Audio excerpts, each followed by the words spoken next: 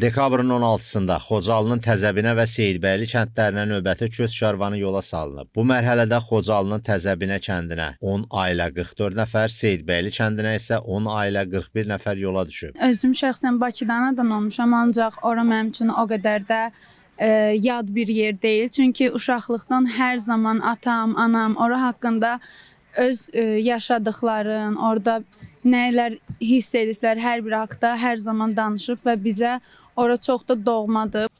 Bu günləri Qarabağa gedirik, öz doğma el obamıza qayıdırıq. Biz oradan çıxanda uşaq olmuşuq. Bugün çox sevinirik ki, öz doğma el obamıza qayıdırıq. Qeyd edək ki, Xocalının Təzəbinə və Seyidbəyli kəndlərinə köç edənlər Respublikanın müxtəlif yerlərində, əsasən yataqxanalarda, sanatoriya və inzibati binalarda müvəqqəti məskunlaşan ailələrdir. Elgün Gəncimsoy, Fəxri Məmmədov, Layiq Qələndərli, APA TV.